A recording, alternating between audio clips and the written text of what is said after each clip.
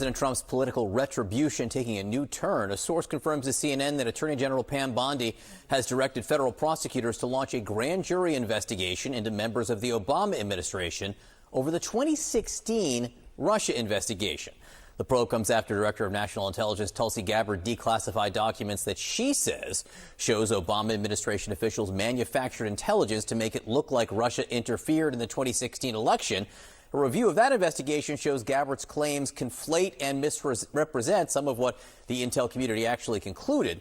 With us now, CNN legal analyst Joey Jackson. Counselor, thank you for being with us. First, the basics. What does it mean if Pam Bondi is launching a grand jury investigation? What it means is that a grand jury, good morning, John, will convene. A grand jury consists generally of 23 members. A simple majority would have to vote out an indictment. An indictment is an accusation accusing someone of a crime. In a grand jury, it's run by the prosecution. The prosecution presents evidence, and generally speaking, the grand jury does what the prosecution expects it to do. There's two real things to look for. Number one, is there a reasonable cause to believe that a crime was committed? And number two, did the subject or subjects of that proceeding committed? Is it clear to you what crime they're really even investigating here?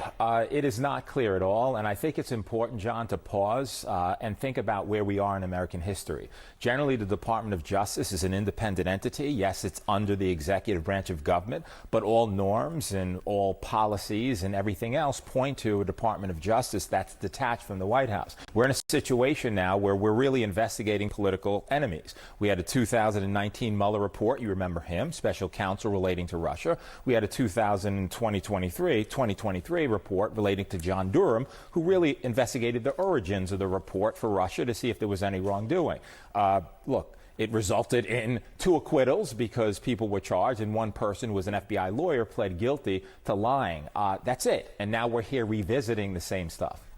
I applied to law school, so I know exactly this much about law. Federal charges, aren't statute of limitations for most of them 5 years? So generally speaking, yes, there are statute of limitations, but it depends upon the conduct, the nature of the conduct. Is it a continuing violation? There are things that you can do, certainly to circumvent that or to elongate. Right, if there's an ongoing conspiracy, correct, correct. But basically, this was 9 years ago, so that's a whole separate bar here. The alleged crimes would have taken place 9 years ago, statute of limitation 5 years. Yeah. Okay, what would she have to prove? What would the Justice Department have to prove here to get a conviction, taking all of accepting all of what you said before? So here's my problem, John. We live in an age of a lot of misinformation. Many might have seen the AI-generated piece that with Obama getting arrested right in the Oval Office. It looks real. Why do I say that? Because that's something that the current president was putting out there.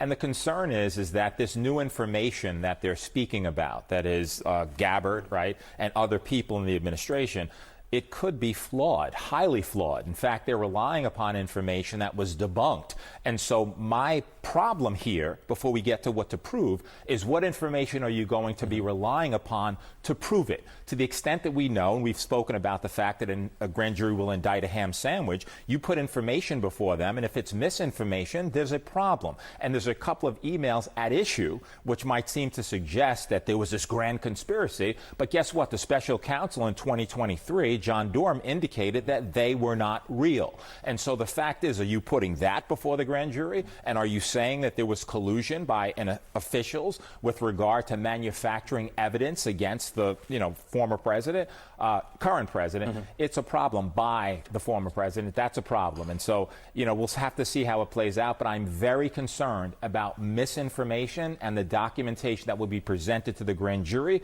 with respect to getting any type of indictment here. Joey Jackson, good to see you this morning. Thank you very much.